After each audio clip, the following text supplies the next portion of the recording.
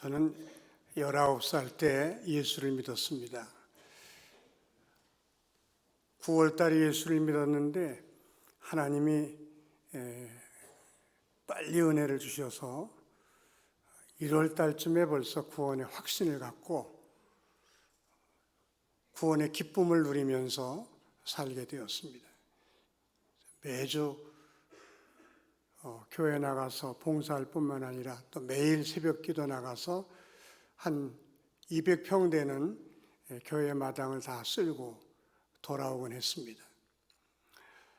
그렇게 기쁨으로 신앙생활 하다가 제 마음속에 이렇게 큰 은혜를 내가 받았는데, 구원의 은혜를 받았는데 내가 어떻게 살아야 할까, 그런 고민을 하기 시작했습니다.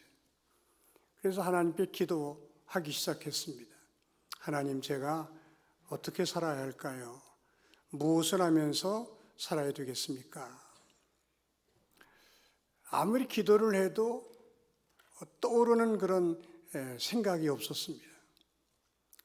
그러던 중 제가 성경을 읽어 내려가다가 고린도후서 5장 15절을 만나게 되었습니다. 저가 모든 사람을 대신하여 죽으심은 살아있는 자들로 하여금 다시는 그들 자신을 위하여 살지 않고 오직 그들을 대신하여 죽었다가 다시 살아나신 그리스도를 위하여 살게 하려 함이라.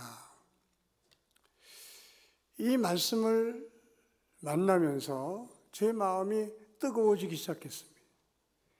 이 말씀을 읽고 또 읽고 읽고 또 읽고 아마 한 100번을 읽었을 것입니다. 그리고 예수님이 나를 위해서 죽으신 이유가 이것이구나. 구원받은 내가 더 이상 나 자신을 위하여 살지 말고 나를 위하여 죽었다가 다시 사신 주님을 위하여 살라고 나를 구원하신 거구나. 그걸 깨닫게 된 것입니다. 그리고 이제 주님을 위하여 살기로 결단했습니다. 어떻게 살아야 주님을 위하여 사는 것일까 생각하다가 교회 장로가 되어 목사님을 잘 도와드리면서 섬기면서 사는 것이 좋겠다, 그렇게 생각을 하고 제가 담임 목사님을 찾아갔습니다. 목사님, 저는 장차 장로가 될 것입니다. 그래서 목사님을 잘 도와드리고 싶습니다. 그 말을 들을 목사님이 얼마나 좋아하셨는지요. 말도 못하게 좋아하셨습니다. 근데 사실 저희 진짜 속마음은 장로가 되는 것이 아니고 목사가 되는 것이었습니다.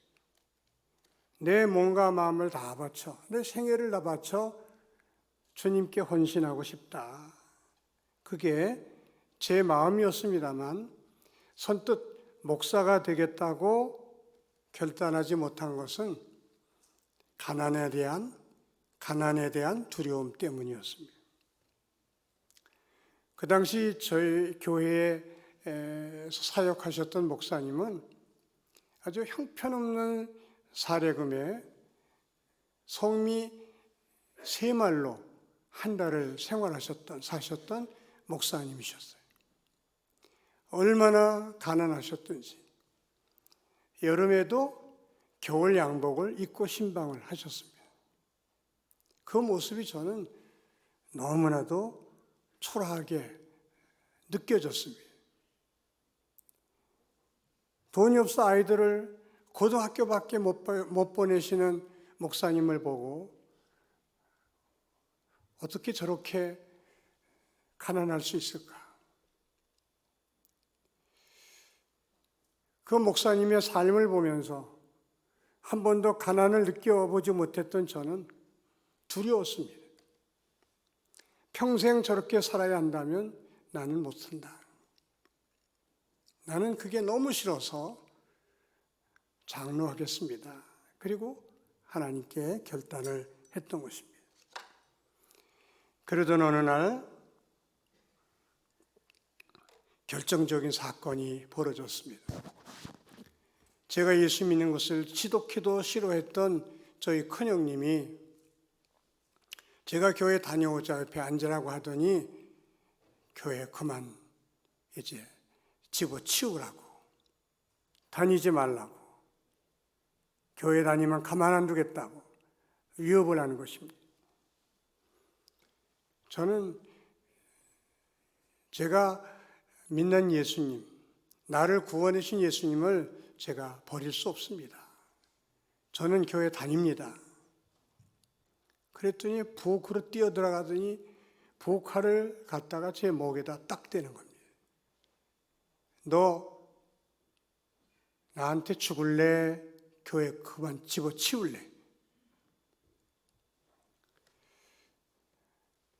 성령님은 그때 역사하시는 것 같아요. 조금도 두려운 마음이 없었습니다. 저는 편안한 마음으로 형님, 저 지금 죽으면 천국 가요. 저는 죽는 게 조금도 두렵지 않습니다. 저는 죽어도 신앙 포기 못합니다. 그랬더니 제 눈을 쏘아보던 저희 형님이 갑자기 칼을 대청마루에다 팍 꽂더니 이 지독한 새끼, 네 맘대로 해! 소리 지르고 오히려 형님이 뛰쳐나가셨어요. 그 이후로 제가 신앙의 자유를 얻었고, 그 사건 이후로 기도할 때마다 제 마음속에 그때 너는 죽은 목숨이야. 근데 하나님이 살려주셨어. 죽음도 뛰어넘은 사람이 가난을 두려워해? 제 마음속에 그런 마음이 생기기 시작하면서, 그래, 죽음도 무서워하지 않은 내가 가난을 무서워하다니. 그리고 신학교에 들어가 목사가 되었습니다. 구원받은 사람은 다 저같이 목사가 되라는 말이 아니라, 나를 구원해 주신 이유를 깨닫고 다시는 나 자신을 위하여 살지 말고 나를 위하여 죽었다가 다시 사신 주님을 위해서 살아야 된다는 말씀입니다. 지금은 하늘나라에 가 계신 고 원희련 집사님이 어느 날 저를 찾아왔습니다. 목사님, 저도 예수 믿고 구원받은 게 너무 감사해서 내 몸과 마음을 다 주님께 드리고 내 일생을 주님께 드리고 싶습니다. 저 신학교에 가서 목사가 되려고 하는데 목사님 어떻게 생각하세요? 원집사님은 목사가 되어도 훌륭한 목사가 될 것입니다. 그러나 제 생각은 목사가 되지 말고 평신도로 사시기 바랍니다. 평신도로 살면서 평신도도 목사처럼 살 수 있다는 것을 보여주시기 바랍니다. 지금 목사는 너무 많아요. 그러나 목사처럼 사는 평신도는 많지 않습니다. 아무쪼록 평신도로 목사처럼 사는 평신도가 되었으면 좋겠습니다. 제 말을 들은 원희련 집사님은 일주일 동안 기도한 뒤에 목사님 말씀대로 하겠습니다. 그러면서 신학교를 가지 않고 사업을 시작했습니다. 컴퓨터 소프트웨어 개발 회사를 시작하면서 회사가 점점 잘 되기 시작했어요. 직원이 한 10명으로 늘었을 때에 목사님, 제가 사회복지사 한 사람을 채용했습니다. 소프트웨어 회사에 웬 사회복지사? 우리 회사에서 남는 이익금을 일부분 어려운 사람들에게 쓰기 위해서 사회복지사, 그 일만 전적으로 하라고 사회복지사를 채용했습니다. 그러더니 회사가 잘 되면 잘 될수록 점점 많은 장애인들을 돕기 시작했습니다. 우리 교회 본당을 빌려서 수십 가정의 장애인 가정을 모셔다가 콘서트를 열어주고 좋은 음식을 대접해드리고, 그리고 봉투에 돈을 넣어서 나눠주는 일을 여러 번 하셨습니다. 그는 정말 평신도로 목사 이상의 삶을 산 집사님이셨습니다.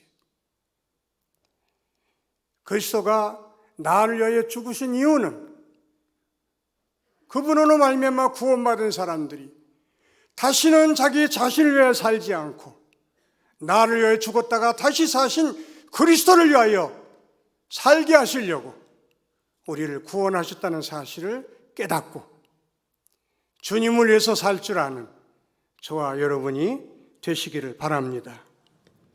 우리가 이렇게 살아야 할 이유가 있습니다. 첫째는 주님이 나를 위하여 죽어주셨기 때문입니다. 15절 말씀에 그가 모든 사람을 대신하여 죽으심은, 그가 모든 사람을 대신하여 죽으심은, 이 말씀은요, 여러분 나에게 적용할 때는 그가 나를 대신하여 죽으신 이유는 그렇게 읽어야 되는 것입니다. 그가 누굽니까? 예수님입니다. 예수님이 나를 위하여 죽으신 이유는 구원받은 내가 더 이상 나를 위하여 살지 않고 나를 위하여 죽었다가 다시 사신 주님을 위하여 살라고 나를 구원해 주신 것이다. 그 말씀입니다. 나를 대신해서 죽으신 그가 누굽니까? 하나님의 아들입니다. 그가 무슨 죄를 지었습니까? 그가 무슨 잘못을 저질렀습니까?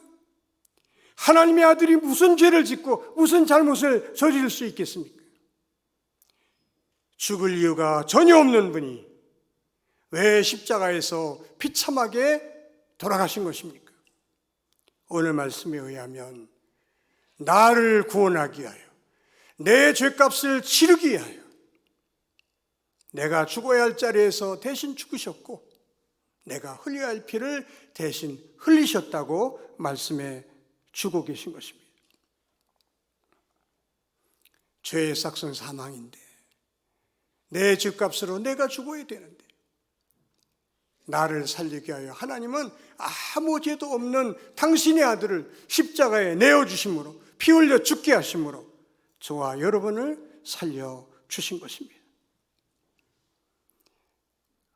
하나님의 아들 예수가 날 대신해서 피 흘려 죽으셨다는 사건은요, 엄청난 사건입니다. 상상할 수 없는 사건입니다. 제가 김포 대성교회에 전도사로 있을 때 청년들을 이끌고 여름 수련회를 수원에 있는 칠보산 기도원으로 온 적이 있었습니다. 그때 강사로 모신 분이 태국 선교사로 가기로 준비하고 계셨던 윤숙일 선교사님이셨습니다. 그분은 서울 물리대를 졸업하시고 총회신학대학교 신학대학원을 졸업하시고 목사가 되신 분입니다. 많은 교회에서 그를 불렀지만 그가 사양하고 선교사로 가기로 헌신하고 선교사 훈련을 받을 때에 제가 그분을 우리 교회에 강사로 모신 것입니다. 이분이 청년들에게 설교하시면서 자기 간증을 하셨습니다. 지난해에 선교사 훈련을 2년 동안 받는데 지난해에 선교사 훈련을 받는 도중에 어느 교회 여름 수련회 강사로 초청을 받았다고 합니다. 그래서 대답을 하고 가려고 하는데 그 교회에서 선교사님, 이제 한국을 떠나면 한 5, 6년 한국에 돌아오지 못하실 텐데 이번 기회에 사모님 모시고 오셔서 아이들도 데리고 오셔서 목사님은 설교하시고 사모님은 좀 여기서 쉬시게 하면 어떻겠습니까? 감사하죠.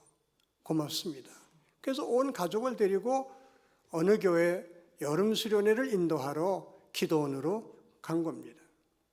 그 기도원 계곡에 큰 물이 흐르고 있었는데 이튿날 수련회를 인도하는 그 시간에 막내 아들이 물에 빠져서 익사했습니다.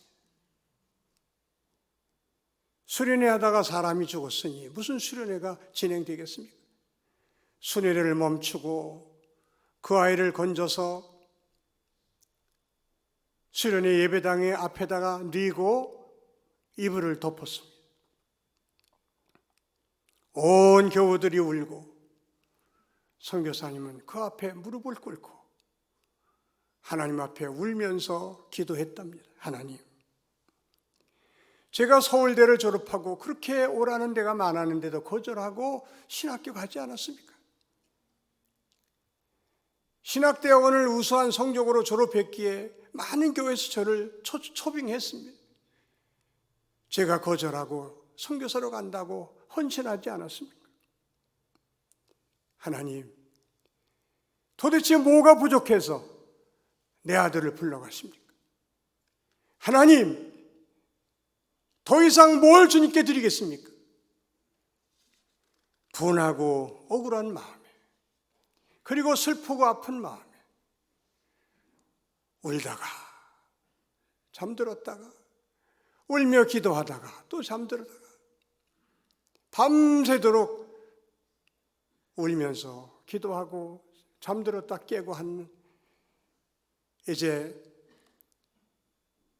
그 밤이 다 지나가면서 새벽이 오면서 지쳐서 잠들었는데 꿈에 주님의 음성이 들리더랍니다. 숙이라, 숙이라. 너 내 아들 죽었다고 그렇게 아파하느냐? 그렇게 슬퍼하느냐? 나도 너를 구원하기 위하여 내 아들을 죽게 했단다. 네가 내 마음을 이해했느냐? 네가 내 마음을 짐작이라 했느냐? 주님의 그 음성을 듣고 윤석일 선교사가 정신이 번쩍 들더랍니다. 그래, 나를 구원하기 위하여 하나밖에 없는 아들을 십자가에 못 박으신 우리 하나님의 마음을 내가 이해하지도 못하고 깨닫지도 못하고 선교사로 갈 뻔했구나. 하나님, 알았습니다. 이제 알았습니다. 하나님이 나를 얼마나 사랑하셨는지, 나를 구원하기 위해서 하나님이 얼마나 큰 아픔을 겪으셨는지 제가 이제 알았으니까 이 하나님의 마음을, 하나님의 사랑을 제가 전하겠습니다. 그리고 일어설 수 있었다는 간증을 들었습니다. 사랑하는 성도 여러분, 그가 나를 위해서 죽으셨다는 그 말씀, 결코 가벼운 말이 아닙니다. 여러분, 내 아들이, 내 딸이 다른 사람을 구하려고 하다가 죽었다고 하십시다. 부모된 여러분의 마음이 얼마나 아프겠습니까? 얼마나 찢어지겠습니까? 그 사람은 좋을 줄 몰라도 부모의 가슴은 찢어지는 것입니다. 그가 나를 위해서 죽으신 것은 이건 어마어마한 말입니다. 하나님의 아들이, 아무 죄도 없는 그분이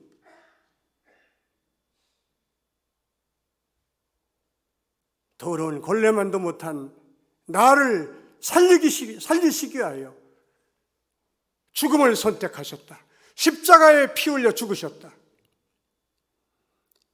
이 엄청난 은혜, 엄청난 사랑을 우리가 받았기 때문에 그 사랑을 받은 우리는 더 이상 나 자신을 위해 살면 안 되고 나를 위하여 죽었다가 다시 사신 그리스도를 위해서 사는 것이 이게 당연한 일이 아니겠느냐, 오늘 말씀이 우리에게 도전하고 있는 것입니다. 이태원 참사로 수많은 젊은이들이 목숨을 잃었습니다. 우리 교회 집사님 아들 하나가 희생을 당했습니다. 제가 그 부모를 찾아뵀지만 통곡하며 우는 그 부모 앞에서 아무 말도 할 수가 없었습니다. 여러분, 자식을 잃어버리고 통곡하는 부모 앞에 무슨 말 할 수가 있겠습니까? 내가 내 아들을 잃었다면, 내가 내 딸을 잃었다면 그렇게 울지 않겠습니까? 무슨 위로가 들어오겠습니까?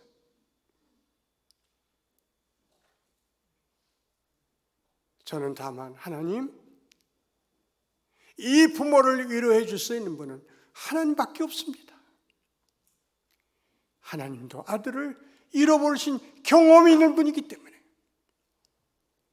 하나님은 이분들을 위로할 수 있는 줄로 믿습니다. 사랑하는 성도 여러분, 하나님의 아들 예수가 나를 살리기 위하여 죽으셨다. 하나님의 아들 예수가 나를 구원하기 위하여 죽으셨다. 그 사실을 꼭 기억하시고, 그렇게 하신 이유는 구원받은 내가 더 이상 나를 위하여 살지 않고 나를 위하여 죽었다가 다시 사신 그리스도를 위하여 살게 하시려고 나를 구원하신 것이다. 이것을 늘 기억하며 주님을 위하여 사시는 저와 여러분이 되시기를 바랍니다. 주님을 위해서 살아야 할 이유를 성경은 이렇게 밝히고 있습니다. 우리가 생각하건대 한 사람이 모든 사람을 대신하여 죽었은즉 모든 사람이 죽은 것이라. 한 사람이 모든 사람을 대신하여 죽으신즉, 그 한 사람은 예수님을 가리키는데, 여러분 성경 말씀 언제나 나에게 적용되도록 읽어야 되는 것입니다. 이 말씀을 나에게 적용해 읽을 때에는요, 한 사람이 나를 대신하여 죽었은즉 내가 죽은 것이라, 모든 사람 대신에 나를 넣어서 읽어야 되는 것입니다. 우리가 생각하건대 한 사람이 모든 사람을 대신하여 죽었은즉, 우리가 생각하건대 한 사람이 나를 대신하여 죽었은즉 모든 사람이 죽은 것이라, 나는 죽은 것이라. 예수님이 나를 대신하여 죽었다는 말은 내가 죽었다는 말로 받아들여야 된다고 하는 말씀입니다. 갈라디아서 2장 20절에 내가 그리스도와 함께 십자가에 못 박혔나니 그런즉 이제는 내가 산 것이 아니요 내 안에 그리스도께서 사시는 것이라. 주를 위하여 산다는 말은 하나님 예수님 십자가 피 흘려 돌아가실 때 나의 옛사람도 주와 함께 십자가에 못 박혀 죽은 줄로 믿습니다. 나의 옛사람은 그때 죽었습니다. 이제는 내 안에 주님이 사셔서 내 안에 주님이 계심으로 제가 주께서 인도하시는 삶을 살 뿐입니다. 나의 옛사람은 죽었고 내 안에 그리스도가 사심을 고백하며 사는 사람을 주를 위해서 사는 사람이라고 말하는 것입니다. 사랑하는 성도 여러분, 예수를 믿는 것은 교회를 다닌다는 것을 의미하는 것이 아닙니다. 교회에서 직분을 받아 봉사하는 것을 의미하는 것도 아닙니다. 나의 옛사람은 이미 예수와 함께 십자가에 못 박혀 죽었고, 지금 사는 것은 부활하신 예수님이 내 안에 들어와 나와 함께 사시는 것이다. 내 안에는 주님이 살아계신 것이다. 그것을 믿음으로 고백하는 사람을 우리는 예수 믿는 사람이라고 말하는 것입니다. 아무쪼록 나는 옛사람은 이미 죽었고 내 안에 예수님이 살아계십니다. 이것을 날마다 고백하며 살아가는 저와 여러분이 되시기를 바랍니다. 주님을 위해 산다는 것은 자신이 새로운 피조물이 되었음을 깨닫고 고백하며 사는 것을 의미합니다. 17절입니다. 그런즉 누구든지 그리스도 안에 있으면 새로운 피조물이라. 이전 것은 지나갔으니 보라 새 것이 되었도다. 그리스도 안에 있는 사람들은 새로운 피조물이라는 말씀인데, 그리스도 안에 있다는 말은 예수님을 믿고 영접함으로 구원받아 예수 안에 사는 사람을 의미하는 것입니다. 구원받은 사람은 이제 새로운 피조물이라는 것입니다.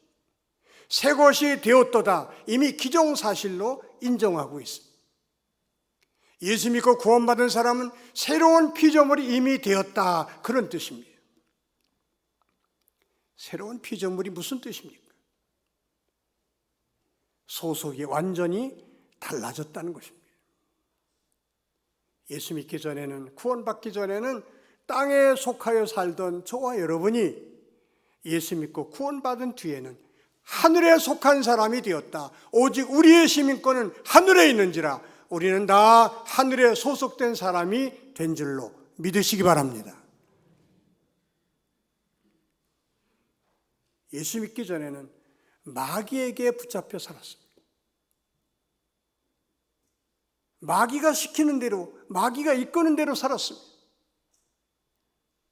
예수 믿고 구원받은 다음에는 우리가 마귀에 속한 사람에게서 하나님께 속한 하나님의 자녀가 된 것입니다.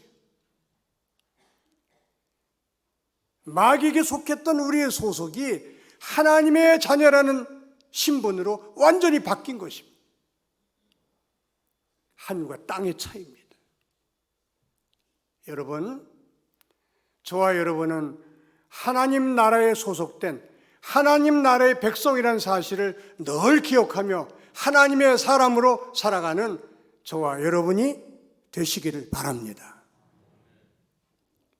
이 소속이 얼마나 중요한지 몰라요. 군에 있을 때 국군의 날이면요, 전국의 각 부대에서 10명, 20명씩 뽑아서 3개월 동안 훈련시켜 국군의 날 행사를 합니다. 행사를 잘 마친 다음에는 열흘씩 휴가를 줘서 쉬게 하다가 귀대하라 명령 내리면 자기 소속된 부대로 가는 것입니다. 28사단 소속은 28사단을 가고 3사단 소속은 3사단을 가고 자기 소속대로 가는 것입니다. 이 땅에 속하여 마귀에 속하여 살다가 죽으면 마귀가 있는 지옥으로 가는 것입니다. 하나님 나라에 속하고 하나님께 속하여 살다가 하나님이 부르시면 하나님 계신 천국으로 가는 줄로 믿으시기 바랍니다. 소속이 얼마나 중요한지 몰라요.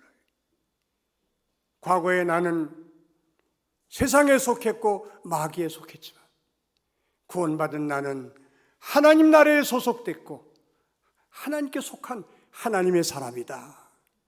나는 하나님의 사람이다.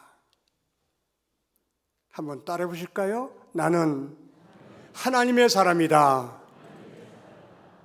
옛날에 정치인들이 저 사람 김대중 사람이야, 저 사람 김영삼 사람이야, 그런 말 많이 했습니다. 무슨 뜻입니까?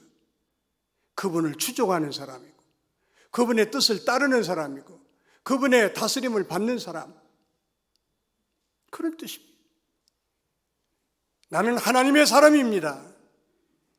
나는 하나님의 뜻을 따르는 사람, 나는 하나님을 추종하는 사람입니다. 나는 하나님의 다스림을 받는 사람입니다.